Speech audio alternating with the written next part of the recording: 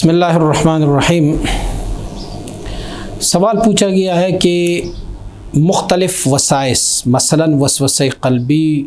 وسوسہ قالبی، وسوسہ نفسی وغیرہ، یعنی وسائس کے اقسام اور ان کی کیفیات و ان کی وقوع کے اسباب، اور ان وسائس کے ہماری ایمان و معتقدات دینیہ پر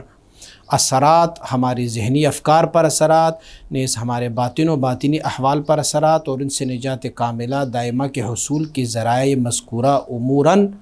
مجھے مفصلاً ذکر فرما دیں۔ جیسا کہ آپ نے خود اس کو تقسیم فرمایا ہوا ہے کہ مختلف وسوسے ہیں، جیسا کہ وسوسہ قلبی ہے، قلب پر وسوسہ ہے، یا اسی طرح آپ کے عناصر پر وسوسے صادر ہو جاتے ہیں، اور ایک آپ کے وسوسے صادر ہوتا ہے من شر الوسواس الخناس الذی یوسوس فی صدور الناس من الجنۃ والناس، وہ والے وسوسے ہوتے ہیں۔ تو ان وساوس کی بارے میں جو مختلف ہمارے علماء نے تذکرہ فرمایا ہوا ہے کہ یہ وسوسے انسان پر ہوتے ہیں۔ حضرت مجد الفسانی شیخ احمد فاروق سرندی رحمۃ اللہ تعالی علیہ مبارک نے فرمایا ہوا ہے کہ ایک وہ وسوسہ ہوتا ہے جو آپ کے مضغہ پہ ہوتا ہے، یعنی جو آپ کی قلب کا جو گوشت کا لوتڑا ہے اس پر ہو۔ ایک وہ وساوس ہے جو آپ کی ذہن پر آ جائے، جس کو تفکرات کہتے ہیں، سوچیں کہتے ہیں آپ کی۔ ایک وہ وسوسہ ہے کہ ہم اسے اپنی زبان میں کہتے ہیں کہ اس کی ضمیر جاگ اٹھی ہے، آپ کا دل جو ہے نا وہ آپ کو کوئی وسوسہ اس میں پڑ جائے۔ تو یہ مختلف وساوس جو ہے، اس کے شرعی حکم یہ ہے کہ اس پر اس وقت تک گرفت نہیں ہے جب تک کہ اس پر کلام نہ کی جائے، یا ان وسائس پر ان کے حق میں جو عمل ہے وہ نہ کیا جائے۔ العیاذ باللہ کسی کو اللہ رب العزت کی ذات میں وسوسے آتے ہوں، کسی کو میرے آقا صلی اللہ علیہ وسلم بارک، اولیاء اللہ یا دوسرے بزرگان دین کے بارے میں ان کو وسوسے آتے ہوں گے،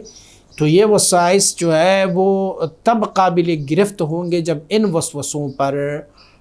کوئی عمل پیرا ہو جائے، یا ان وسوسوں پر کلام کر دے۔ جب تک کہ اس پہ کلام نہیں کرتا اس وقت تک جو ہے وہ ان کی گرفت نہیں ہوتی۔ بقیہ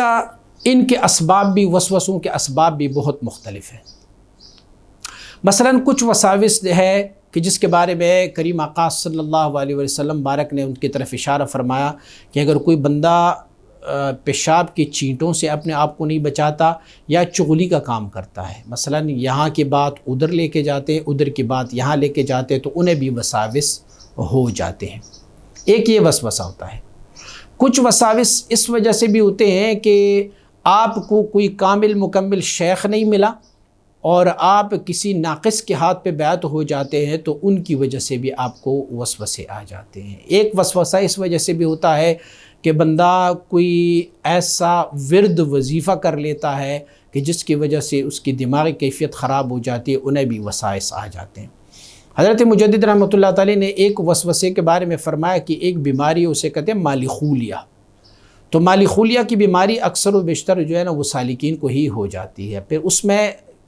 نفس اور شیطان اسے وسوسوں میں ڈال لیتے ہیں اور آہستہ آہستہ ان سے ایک کلام کروا دیتا ہے۔ کلام یہ کروا دیتا ہے، پہلے وہ کہتے ہیں میں غوث ہوں، پھر کہتے ہیں میں قطب ہوں، ابدال ہوں، اوتاد ہوں، چلتے چلتے چلتے چلتے اپنے آپ کو پھر تمام کائنات کے لوگوں سے افضل جانتا ہے، اور ان میں سے بہت سارے ایسے ہیں جو خدائی کی بھی دعویٰ کر لیتے ہیں۔ تو مجدد رحمۃ اللہ تعالی نے مالی خولیہ کا علاج فرمایا ہوا ہے کہ اس کو کسی کامل مکمل شیخ کے بیعت کروا دیں اور ان کو طبیب کے پاس بھی لے کے جائیں، کیونکہ ان کی ذہنی کنڈیشن یہ ہو گیا ہے کہ انہیں اب دوا کی بھی ضرورت ہے۔ دوسرے جو وسائس ہوتے ہیں، اس وسائس میں سے ان کا علاج اکثر و بیشتر ہمارے سلاسل کے بزرگوں نے فرمایا ہوا ہے کہ استغفار شریف آپ لطیفہ نفسی کی طرف دھیان رکھیں، جو سلسلہ عالیہ نقشبندیہ کا لطیفہ نفسی ہے، اس کی طرف دھیان رکھیں، اور اس میں آپ نے استغفار شریف آپ نے زبان سے پڑھنا، استغفر اللہ الذی لا الہ الا هو الحی القیوم واتوب الیہ، 313 مرتبہ یہ استغفار شریف آپ پڑھا کریں۔ اور ایک اور بھی وظیفہ بتایا ہے کہ آپ دن رات میں کوئی 100 مرتبہ یہ تیسرا کلمہ سبحان اللہ والحمد للہ ولا الہ الا اللہ واللہ اکبر ولا حول ولا قوت الا باللہ العلی العظیم ساتھ میں لایا کریں۔ یہ دن رات میں 100 مرتبہ جو ہے وہ آپ یہ ذکر کریں۔ اور پھر ہمارے فقہاء نے لکھا ہے کہ کچھ ایسی شیاطین ہیں کہ جو لوگوں کو دوران نماز وسوسے ڈالتے ہیں، تو اس کا ایک سیدھا سادہ سا حل یہ بیان کیا گیا ہے کہ آپ دوران نماز کھڑے تو آپ تھوڑا سا اپنے چہرے کو، سینے کو نہیں، اپنے چہرے کو تھوڑا سا آپ لیفٹ سائڈ پہ موڑے دوران نماز، اور جیسے بندہ تھوکتا ہے، تھوکے نہیں بلکہ وہ تھوک جیسی صورتحال 3 دفعہ تھوک جیسے صورتحال کریں تو